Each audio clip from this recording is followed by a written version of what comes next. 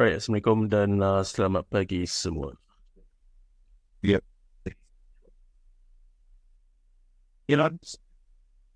Alright, so hari ni 19 hari bulan 2, 2024. Macam biasa, kalender ekonomi yang terdapat pada hari ini. So, macam biasalah, Isnin tak ada banyak catalyst dan Canada holiday. Alright, so untuk gold, so seperti mana yang kita jangkakan di dalam analisa pada minggu lepas, adanya lonjakan di dalam paras harga komoditi emas buat masa kini ke paras lebih daripada 2,000 dolar per ounce dan selepas mendapat sokongan daripada para sokongan channeling dan juga gun fan line. Okay. Dan seterusnya CCI ataupun Commodity Channel Index berada di paras oversold dan memberi petunjuk awal kemungkinan besar perubahan arah trend bakal berlaku selepas adanya kejatuhan lanjutan daripada penjualan komoditi tersebut pada tempoh hari. Jadi CCI ataupun salah satu leading indicator ini it acts as a early warning sign, early warning signals untuk trend reversal, tetapi dia tak bagi kita confirmations. Okay, so first kalau you nak gunakan CCI ataupun any ada leading indicator, saya shortcut sekiranya dia berada di paras oversold, you jangan terus masuk, you kena confirmation dengan price action. Okay, yang pertama, kalau you tak nampak apa yang berlaku dekat daily kat sini, you pergilah lower time frame. Lower time frame for sure dia akan buat apa? Dia akan buat bottom reversal. So saya dah bagi tahu dah setiap kali dekat dalam market outlook, macam mana kita nak tahu the earliest sign. Okay, macam mana kita nak tahu yang trend tu akan membuat reverse. Okay, ada 3 bentuk je. Okay, ada 3 bentuk sahaja. Kalau you tak percaya, you bolehlah buka buku technical analisa. Okay, kalau tak percaya, you guys boleh beli ini. You nampak? Tak boleh nampak? Kejap. Tak nampak? Kejap, macam mana pula saya nak tunjuk ni? Sebab buku ni pun, kejap ni. Okay. Kejap. The Handbook of Technical Analysis. So, buku ini yang kita gunakan di dalam exam untuk ambil Diploma in Technical Analysis, MSc CFTE daripada UK dan juga US IFTA. Okay. So, dekat dalam buku tersebut ada mengajar, okay, di mana untuk kita mengetahui perubahan arah trend ada top reversal dan bottom reversal. Okay, top reversal ada pattern ini, okay, ataupun boleh nak dinamakan sebagai double top ataupun M top, okay, dan seterusnya dia buat apa? Ini adalah key reversal pattern dan lagi satu head and shoulder. That's it. Okay, sama juga dengan bottom reversal. Okay, lepas dia buat apa?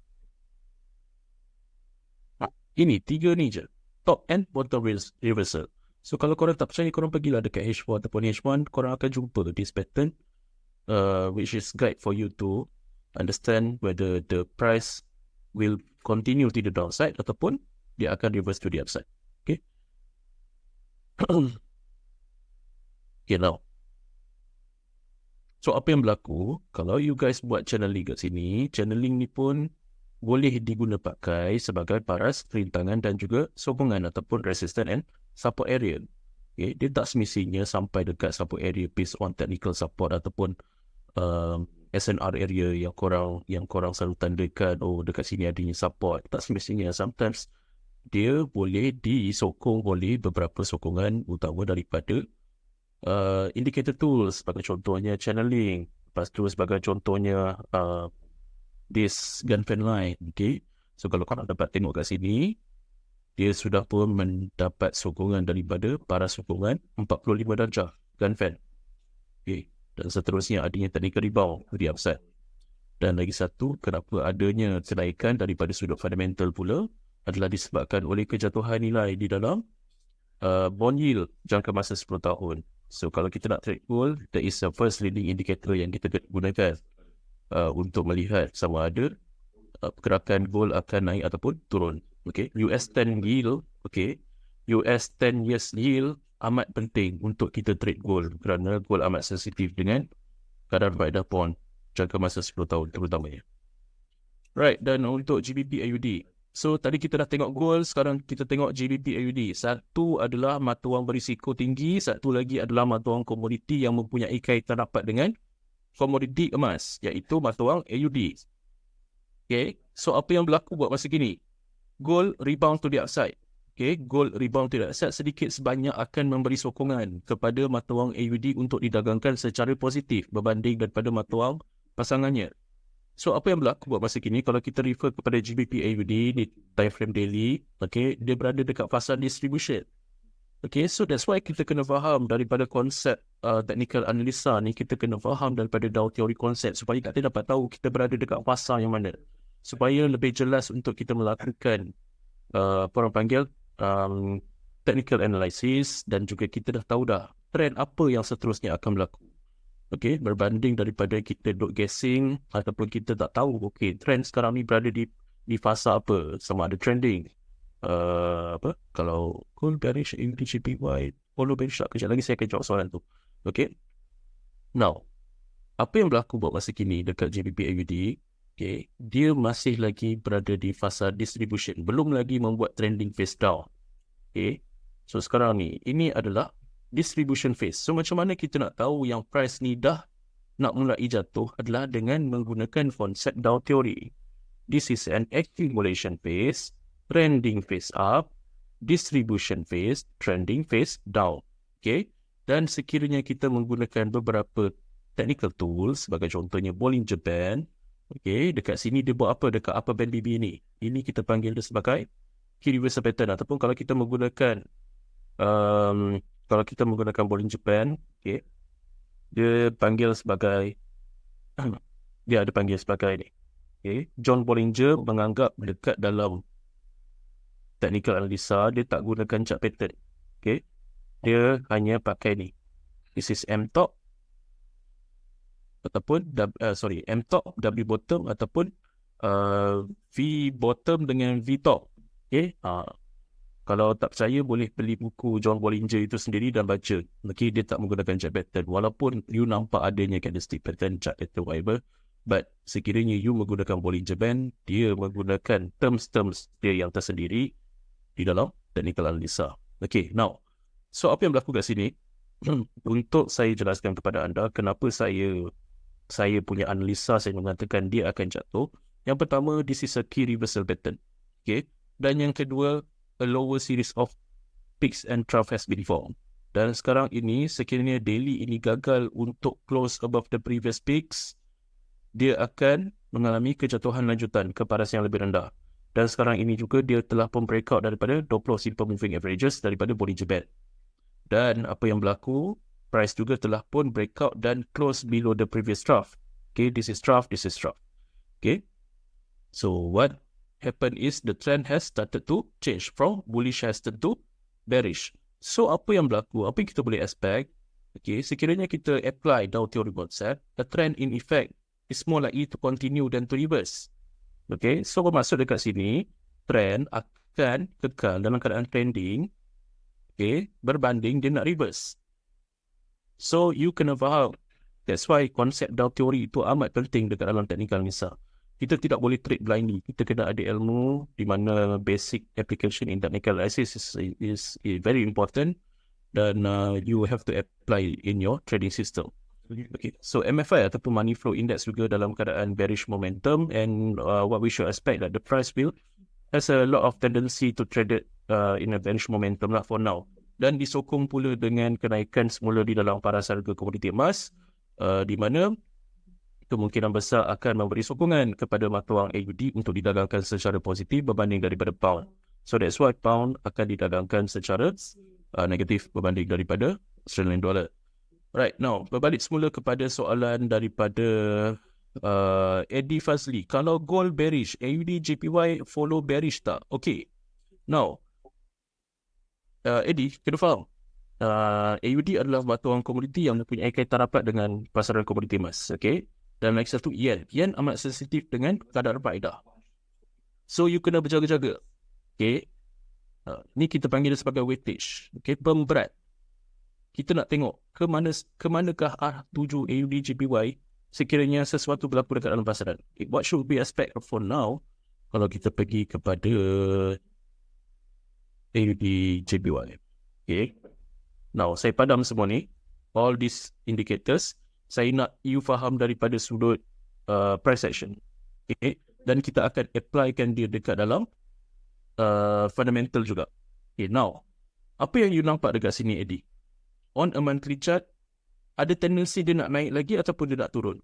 You tell me.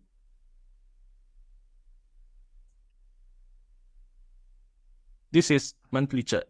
Dan you bagi tahu dekat saya, ataupun siapa-siapa yang dekat dalam saya punya market outlook ni, bagi tahu dekat saya, long term, okay? Long term perspektif, AUD JPY nak pergi ke mana? Dan apa alasan you? So that's why kita kena ada long term, mid term, short term punya trading plan dan juga analisa. Okay, so now macam nak naik lagi, okay, macam nak naik lagi, kita tidak boleh ada macam, kita kena firm kita punya decision. Okay, now betul dia nak naik lagi. Okay, kenapa you cakap dia nak naik lagi? Okay, atas sebab still trending, Aiman Razali. Okay, good. Okay, now how to identify the trend is still moving up north? Okay, now apa yang berlaku dekat sini? Apa yang berlaku dekat sini? Kalau you dapat tengok, this is the last trough. Okay? Trough. Kena ingat. Okay, senang je. Apakah itu trough? Apakah itu peaks? Okay? Peaks bermaksud resistance. Okay? Trough bermaksud support. Kalau you susah nak faham tentang lower low, lower high, higher low, lower low, whatever, okay?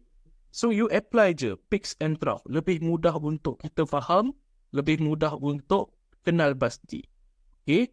Now, saya buat ni This is trough.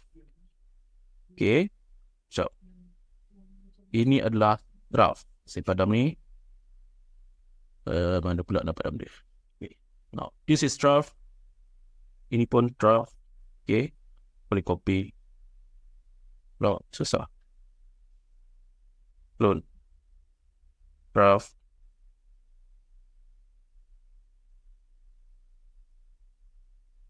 Trough. Okay. Now, ada lagi satu. Trough. Okay. So, on a monthly time frame, trough is getting higher, peaks is getting higher.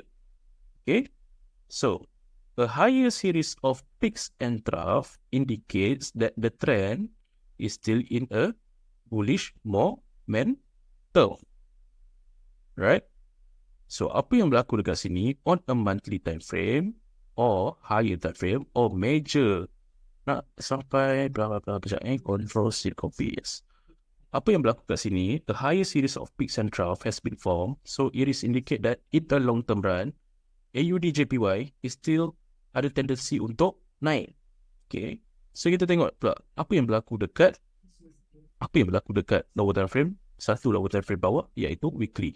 Still lagi membuat kenaikan yang sama. Right? Tetapi apa yang berlaku kalau you guys nampak you pergi one time frame lower, of course you akan nampak apa orang panggil minor trend ataupun secondary trend yang mengalami dalam keadaan bearish untuk sementara waktu. Tetapi long term trend still lagi dalam keadaan bullish. Kalau you pergi one time frame lower on a daily time frame, of course you akan nampak pembentukan yang seakan-akan macam sama juga. Okay. Tetapi perspektif yang berbeza. Apa yang you nampak hanyalah a lower degrees of trend punya cycle. Alright? Now, apa yang saya nak bagi tahu adalah dekat sini, higher time frame still lagi pushing it outwards momentum. Okay. Weekly pun sama, daily pun masih lagi membuat kenaikan yang lebih tinggi daripada sebelumnya. Jadi apa yang kita boleh jangkakan, AUD JPY in a long term run still has a lot of tendency traded to the upside. But let's say kalau US menurunkan kadar faedah, okay, kalau US menurunkan kadar faedah pada bulan 3 ataupun bulan Jun nanti, ada tendensi untuk gold naik. Yen juga boleh mengukuh kuat kerana yen amat sensitif dengan kenaikan kadar faedah. Okey, yen amat sensitif dengan kenaikan ataupun penurunan kadar faedah. Sekiranya US menurunkan kadar faedah, yen akan affected. Yen akan mengukuh. Tetapi dalam kes ini kita traded AUD JPY kan, dua-dua ni ada tendensi untuk mengukuh juga. So apa yang berlaku, what we should expect, kita kena faham daripada sudut weightage.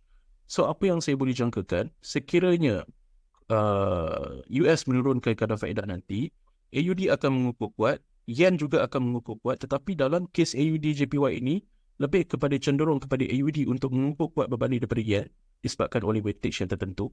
Dan seterusnya, komoditi emas juga akan didagangkan secara positif, sedikit sebanyak akan menyokong AUD didagangkan secara positif. Jadi apa yang kita boleh expect, AUD akan mengukuh berbanding daripada Yen untuk satu tempoh jangka masa panjang. Dan kalau kita lihat on a monthly time frame ni pun, it's still trending to the upside, and what we should expect, there is no sign of reversal yet lah. Okay, there is no sign of reversal yet, but you boleh target somewhere around this technical resistance on a monthly time frame. Okay, so this is your technical resistance on a monthly time frame. Alright, so that's it. Maybe somewhere around here dia akan buat top reversal pattern traded to the downside, but it still has a lot of long way to go. Okay, don't worry.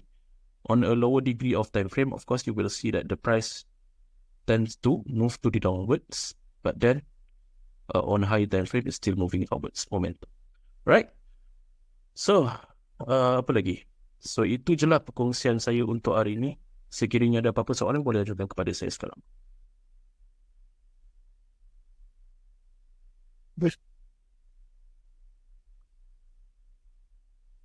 Okay. Alright guys, so jangan lupa pada bulan Mac nanti, 1 hari bulan Mac, A-Markets akan membuat seminar secara apa orang panggil, secara regular. Okay, bukan webinar, seminar secara regular, tetapi tempat adalah limited, seramai 10 hingga 15 orang saja. We tend to focus on a small group. But of course, you need to be our clients lah. A-Market client, bukan client saya. Okay, A-Markets client. Saya bekerja sebagai A-Market, jadi bukan di bawah saya. Alright, so minimum deposit is just $50, but you may come over and learn for a few hours dekat tempat yang apa orang panggil, yang selesa, dan juga kopi dan pastry secara percuma. Alright, datang makan sambil belajar. Alright. So, itu sajalah perkongsian untuk hari ini, dan semoga kita jumpa lagi pada esok hari dan juga di masa yang akan datang. Assalamualaikum, sekian, terima kasih dan selamat jumpa. Bye-bye semua. Internal dan external macam mana? Oh, okay, besok saya akan jelaskan. Okay, Aiman? Besok saya akan jelaskan. Bye-bye, Assalamualaikum dan selamat.